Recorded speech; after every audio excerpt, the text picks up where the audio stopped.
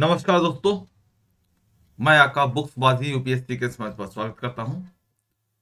और हम लोग करंट अफेयर देख रहे हैं जो कि आपके लिए जो फरवरी माह में होने वाली जो परीक्षा है आरओ की, है ना, उसके लिए भी है। और मार्च में जो परीक्षा होने को है यूपी पीसीएस की 2024 प्री परीक्षा, तो उसके लिए भी आपके लिए महत्वपूर्ण है। ठीक है। और ये जो करंट अफेयर है वो आप क्वेश्चन आंसर के फॉर्म में है, और इसके जो डिटेलिंग है और जो पीडीएफ है वो आपको देखिए, ये नीचे एक टेलीग्राम चैनल का लिंक है, इस पे आपको मिल जाएगा। और ये लिंक आपको जो वीडियो है उसका डिस्क्रिप्शन बॉक्स में भी आपको मिल जाएगा। ठीक है, वहां से आप पीडीएफ प्राप्त कर सकते हैं। तो हम लोग इस क्रम में आज तीसरे वीडियो पे आ चुके हैं। चलिए हम लोग स्टार्ट करते हैं बिना समय गंवाए, है ना। और ये वीडियो आपको कैसा लग रहा है, ये प्रयास आपको कैसा लग रहा है, इसको जरूर सूचित कीजिए। और इसमें आप कुछ सुधार चाहते हैं तो जरूर बताइए, कुछ आपका सुझाव हो अपनी तरफ से इसको और बेहतर कैसे बना सकते हैं, है ना। या आपकी और क्या डिमांड्स हैं वो अगर आप बताएंगे तो मुझे और बेहतर रहेगा और एक दिशा मिल सकेगी आगे बढ़ने का। ठीक है, चलिए स्टार्ट करते हैं। विश्व कंप्यूटर साक्षरता दिवस, यहाँ पर विश्व शब्द ध्यान दीजिएगा, कब मनाया जाता है? 1 तारीख, 1, 2, 4, 3, मतलब 1 दिसंबर है, 4 दिसंबर है, 2 दिसंबर है और 3 दिसंबर है। तो उत्तर दीजिएगा, उत्तर दीजिएगा। मतलब अगर आपको पता है तो कमेंट करके जरूर बताइए, है ना। ये 2 दिसंबर है, ध्यान रखिएगा, 2 दिसंबर। ठीक है, ये डिटेल आपकी दी है। और पीडीएफ आपको, ये पीडीएफ जो आप इस लिंक पर मिल जाएगा, और ये लिंक डिस्क्रिप्शन बॉक्स में भी पिन किया हुआ है। चलिए, आयुर्वेद ज्ञान नैपुण्य पहल, जिसे शॉर्ट में क्या कहा गया? अग्नि। हाँ, ये इसी को शॉर्ट में क्या बोला गया? अग्नि। चलिए जरा ध्यान दीजिए, किस संबंध में विचार करना है हम लोग को। चलिए विचार कीजिए। नवंबर 2023 में केंद्रीय आयुर्वेदिक विज्ञान अनुसंधान परिषद आयुष मंत्रालय ने आयुर्वेद ज्ञान नैपुण्य पहल की शुरुआत की। ठीक है, इस पहल का लक्ष्य आयुर्वेद चिकित्सकों को रोग से जुड़ी विभिन्न स्थितियों में उनके नवीन अभ्यासों और अनुभवों की जानकारी देने हेतु एक मंच प्रदान करता है। तो इनमें से कौन सही है ये आपको बताना है। केवल एक, केवल दो, एक और दो, दोनों, या कोई नहीं? तो आपको बताऊं मैं, ये दोनों ही सही है। ठीक है, बस ये ध्यान रखना है, अगर आपसे शॉर्ट में ये पूछ ले कि आयुर्वेद ज्ञान नैपुण्य पहल को मतलब कि इसके लिए, या ये बोल दे कि आयुर्वेदिक चिकित्सकों से इस स्थितियों के लिए जो आपको जानकारी दे रहा है, इसके लिए एक प्रयास शुरू किया गया। उस प्रयास का क्या नाम है? शॉर्ट में याद रखिएगा, अग्नि। हाँ, वो 2-4 शॉर्ट फॉर्म और भी बना सकते हैं, तो उसके लिहाज से आपको ध्यान दीजिएगा कि अग्नि है क्या एक्चुअली में।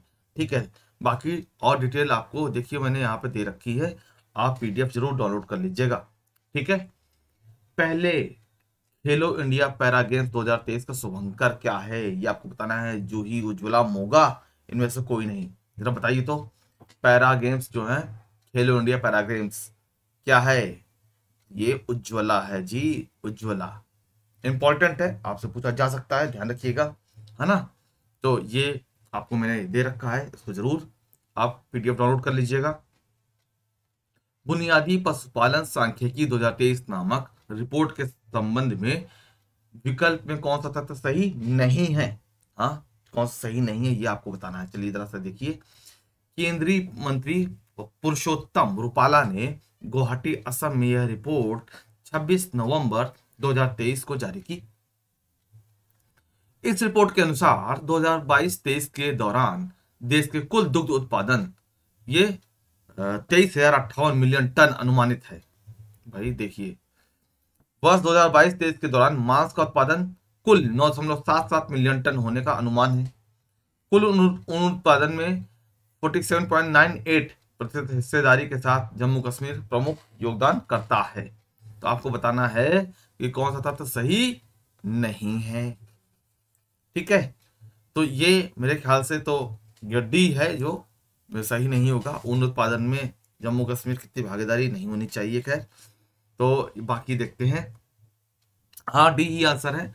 और आपको बताऊं सबसे बड़ी बात कि बुनियादी पशुपालन सांख्यिकी 2023 जो है ये आपको थोड़ा सा डिटेल में पढ़ना चाहिए, और पीडीएफ मैंने आपको ये उपलब्ध करा दी है। उसमें भी ध्यान दीजिएगा, उत्तर प्रदेश के विषय में जो हो वो और इम्पोर्टेंट हो जाता है। तो ये देखिए बहुत कहे कि अद्यतन आंकड़ा आपके सामने है ना। तो ये आप जरूर ध्यान रखेंगे भाई, ठीक है। जैसा देखिए ये आप जरूर ध्यान रखेंगे, और यही इंपॉर्टेंट है पीडीएफ की, इसलिए आप पीडीएफ डाउनलोड करने में बिल्कुल हिचकिचाए नहीं, है ना। टेलीग्राम लिंक मैंने डिस्क्रिप्शन बॉक्स में डाल दिया है, ठीक, ये आपको दिया हुआ है। ऊन उत्पादन में सर्वाधिक जो योगदान करता है देखिए राजस्थान, ठीक है। तो इस तरीके से कुछ जो फैक्ट्स हैं उनको जरूर आप ध्यान रखिए, ठीक है। चलिए, दक्षिण पूर्व एशिया का पहला नाइट स्काई अभयारण्य भारत के किस राज्य या केंद्र शासित प्रदेश में स्थापित किया जाएगा? नाइट सफारी, अब ठीक है, तो बताइए जरा सा किसमें, बताइएगा। मालूम है तो जरूर कमेंट करके आंसर बताइए। ये इसका उत्तर है लद्दाख, ये लद्दाख है, ठीक है। मैंने पहले भी कहा है, मान लीजिए आपको आंसर देना है तो क्वेश्चन के बाद आपको वीडियो स्टॉप कर देना है, फिर अपना कमेंट दे देना है, फिर आप प्ले करना है। मैं ज़्यादा इंतजार नहीं करा सकता, उससे आपका वीडियो लंबा हो जाएगा और कोई बात नहीं है ना। तो ये डिटेल्स यहाँ पर दी हुई है, पीडीएफ डाउनलोड करने में मत सोचिए कुछ भी। 24 नवंबर 2023 को कौन प्रमुख व्यापारिक संगठन फिक्की के नए अध्यक्ष चुने गए? उदय कोटक, शुभ्रकांत पांडा, अनीश शाह, संजीव मेहता, कौन है? और फिक्की का पूछा जाता है, इसलिए फिक्की को जरा सा ध्यान रखिएगा, फिक्की का पूछा भी जाता है। तो ये भाई अनीश शाह जी हैं, है ना। तो ये 26 नवंबर 2023 को फिल्म फेयर ओटीटी अवार्ड्स 2023 प्रदान किया गया।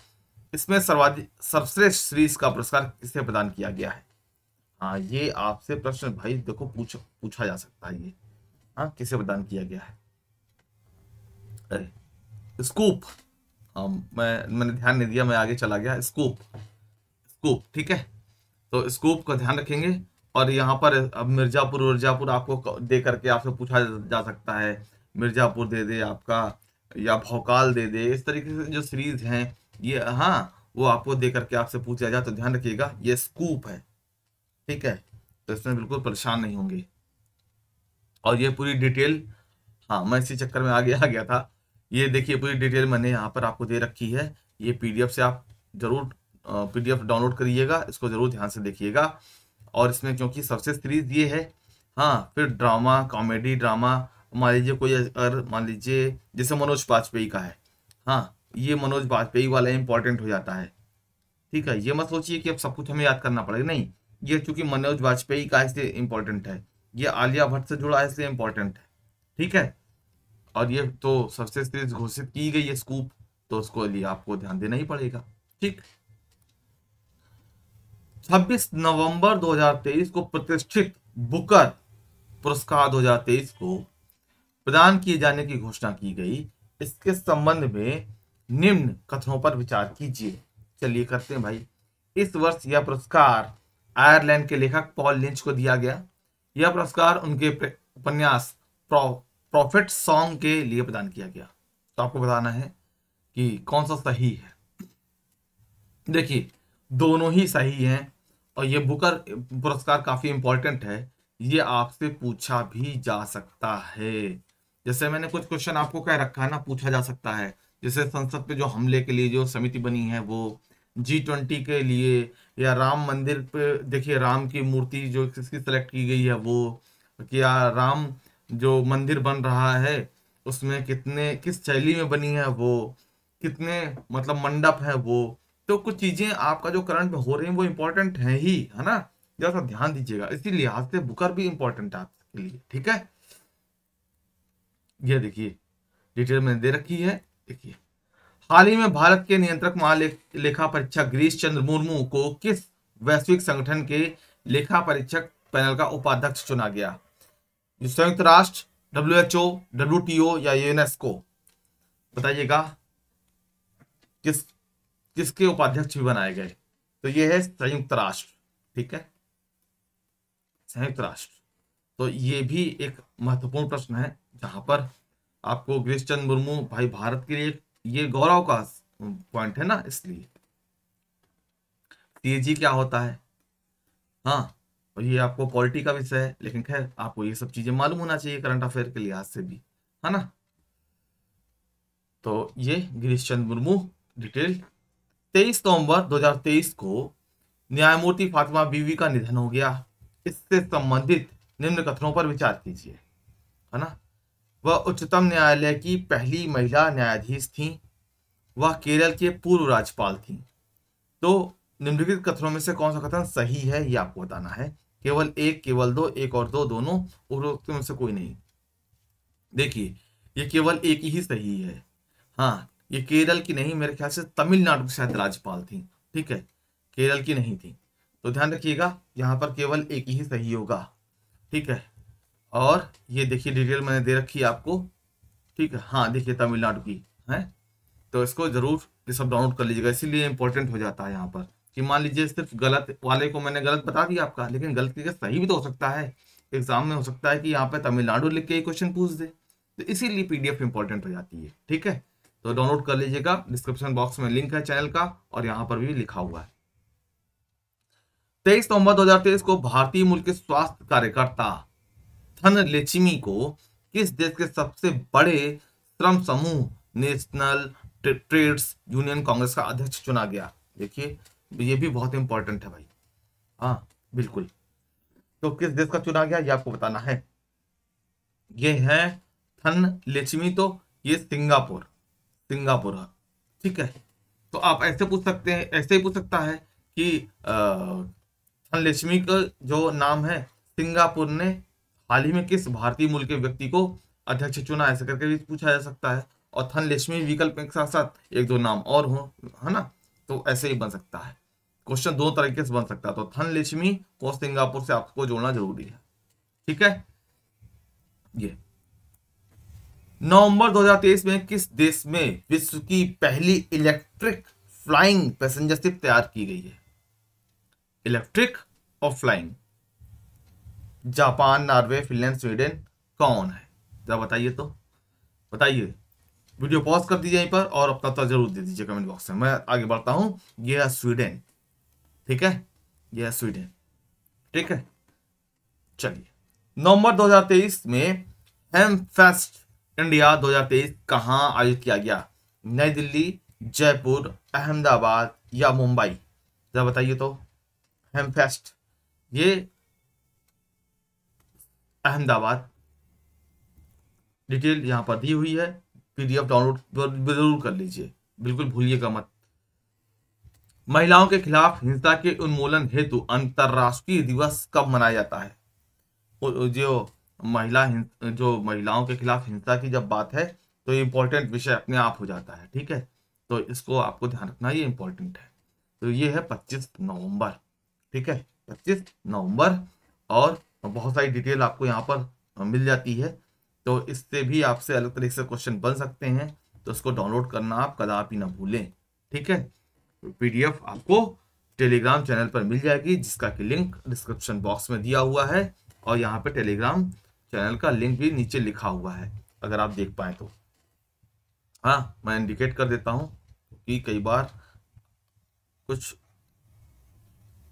जो नए होते हैं ना, जैसे यूट्यूब का भी इस्तेमाल नहीं किया, स्टार्टिंग कर रहे हैं, क्योंकि बहुत लोग होते हैं ना इंटरमीडिएट तक फोन नहीं पा पाते हैं घर में, बाद में फिर एकदम से फिर सब कुछ नहीं आ पाता है ना, इसलिए मैंने कहा ये बात। चलिए, 72वीं मिस यूनिवर्स 2023 ये प्रतियोगिता से संबंधित निम्न कथनों पर विचार कीजिए।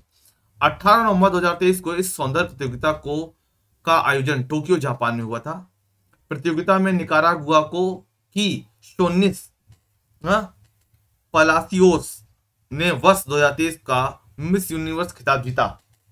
कौन सा सही है कौन सा गलत है ये आपको बताना है।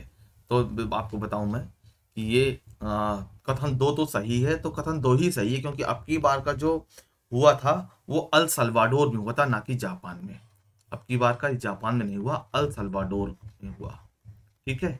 तो ये तो गलत है, और ये पलासियोस वाला ये केवल दो सही है, तो बी विकल्प जो है यहाँ पर सही है। और ये डिटेल मैंने आपको यहाँ पर दे रखी है, ठीक है।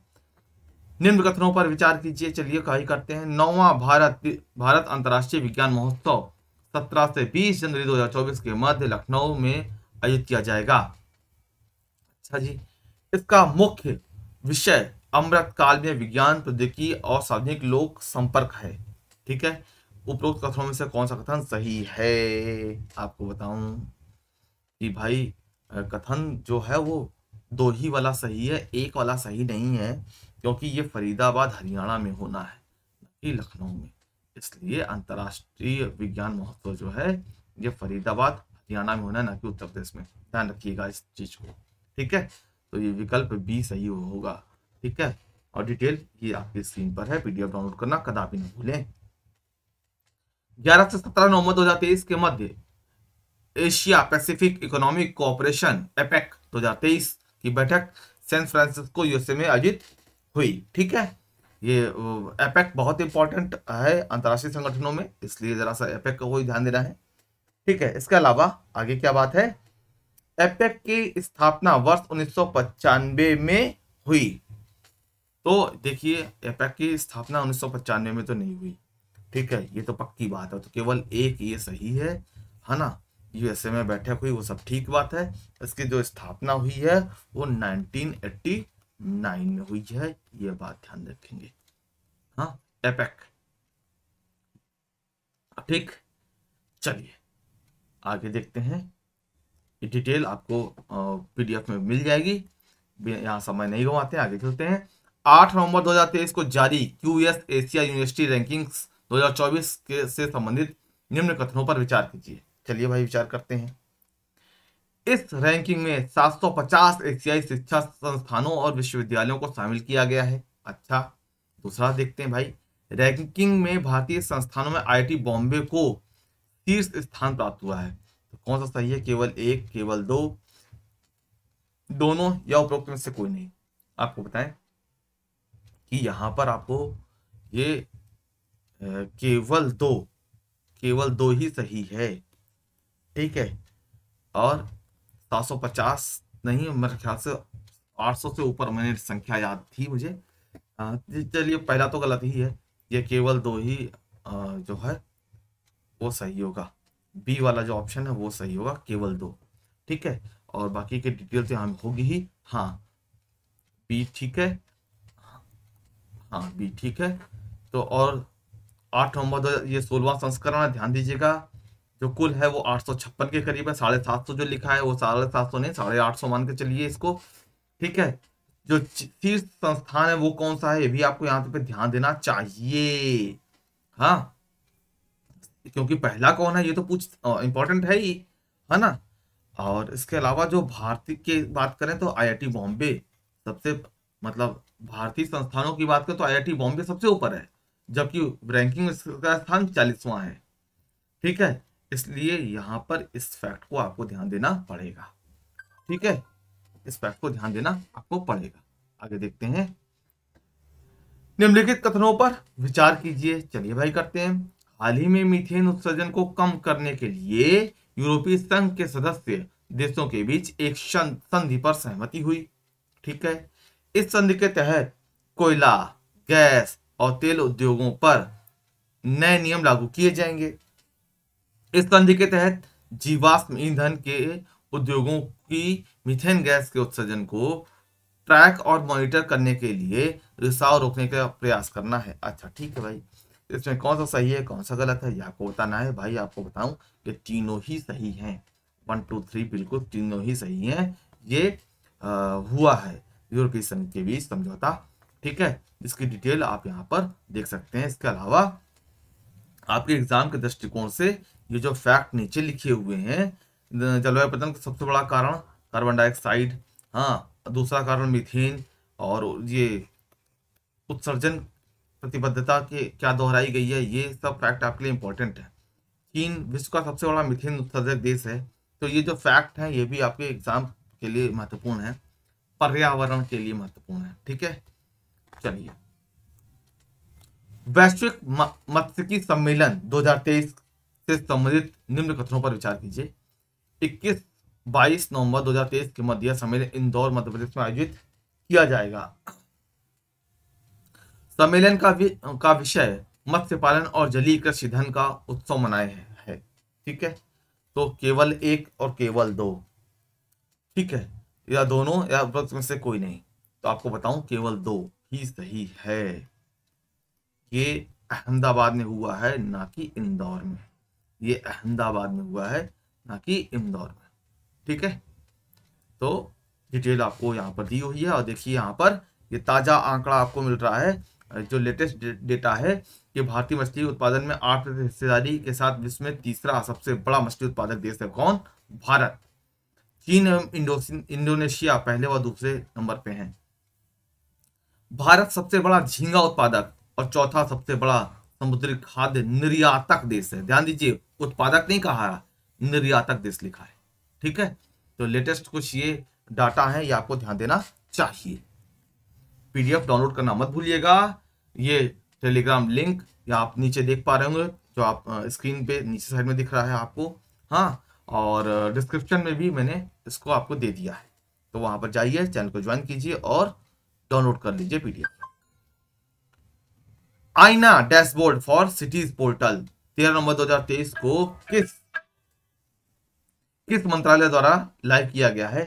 पेयजल, हाँ, आवासन, संस्कृति मंत्रालय या वित्त मंत्रालय। ठीक है, तो आईना जो डैशबोर्ड है किसके लिए है ये आपको बताना है। तो आईना है ये आवासन एवं शहरी कार्य मंत्रालय ने इसे जारी किया है। ठीक है, क्योंकि यहाँ सिटीज पोर्टल लिखा हुआ है ना, तो आवासन और शहरी उससे आप कनेक्ट कर लीजिएगा। ठीक है, तो और बाकी की डिटेल यहाँ पर दी हुई है, पीडीएफ डाउनलोड करना मत भूलिएगा। राष्ट्रीय प्रेस दिवस कब मनाया जाता है? इसका आंसर निश्चित तौर पे आपको पता होगा, आप इसको रोक लीजिएगा और अपना कमेंट जरूर दीजिएगा आंसर में। ठीक है, आंसर के लिए आप कमेंट जरूर कीजिएगा। और मैं बताता हूं आपको, राष्ट्रीय प्रेस दिवस 16 नवंबर। ठीक है, और बाकी जो डिटेल है और दी हुई है, इसको पीडीएफ डाउनलोड करना मत भूलिएगा। विश्व दर्शन दिवस कब मनाया जाता है? 14 नवंबर, 18, 16, 9। तो ये बताएंगे। दर्शन का मतलब यहाँ फिलॉसफी से है, ध्यान रखिएगा, यहाँ फिलॉसफी से आशय है, तो ये भी 16 नवंबर। ठीक है, 16 नवंबर। अंतर्राष्ट्रीय सहिष्णुता दिवस कब मनाया जाता है? 15 नवंबर, 11 नवंबर, 13 नवंबर या 16 नवंबर? तो ये भी अंतर्राष्ट्रीय सहिष्णुता दिवस 16 नवंबर। ठीक है, अगर आपको पता है तो वीडियो पॉज करके जरूर आंसर दिया करिए। ठीक है, चलिए, ये डिटेल कुछ आपकी स्क्रीन पर आप देख पा रहे हैं, ये निश्चित तौर पर आपके लिए इंपॉर्टेंट है और इसको आप पीडीएफ जरूर डाउनलोड कर लीजिए। 11 नवंबर 2023 को आइसलैंड में किस कारण से आपातकाल स्थिति घोषित कर दी गई है? ये आपको बताना है। भूस्खलन से, तूफान से, सिलसिलेवार भूकंप से या अपेक्षाकृत अधिक गर्मी से? जो आइसलैंड में किस कारण से, मतलब समझिए कि प्राकृतिक कारण से अगर बोले तो किस वजह से हुआ है, तो इसका आंसर है सी, सिलसिलेवार भूकंप। ठीक है, जो ये डिटेल आपकी स्क्रीन पर। ठीक है, तो मेरे ख्याल से आपको अच्छा लगा होगा और ये जो प्रयास है करंट अफेयर का, ये भी आपको अच्छा लगा होगा। तो मैं आपसे इतना कहना चाहता हूं कि अगर आपको अच्छा लग रहा है तो उसे जरूर कमेंट करके मुझे बताइए। कुछ सुझाव देना चाहते हैं, कोई सलाह है आपकी तो जरूर कीजिए। और अगर आपको ये अच्छा लगता है तो अपने सोशल मीडिया प्लेटफॉर्म पर अपने दोस्तों से जरूर शेयर कीजिए। मेरा प्रयास रहेगा कि 1 साल का जो करंट अफेयर है ये मैं आपको एग्जाम 10 फरवरी तक आपको मैं कंप्लीट करा दूं इसी क्वेश्चन आंसर फॉर्म में। ठीक है, पीडीएफ के लिए आप स्क्रीन पर देखिए, नीचे लिंक दिया हुआ है, उसको आप टेलीग्राम पे सर्च कर सकते हैं या डिस्क्रिप्शन बॉक्स में जाकर के चैनल को ज्वाइन कर सकते हैं, पीडीएफ डाउनलोड कर सकते हैं, फ्री में है, सब अपलोडेड है। ठीक है, तो इसी के साथ वाणी को विराम देता हूं। आप सभी का बहुत बहुत धन्यवाद, बहुत बहुत आभार।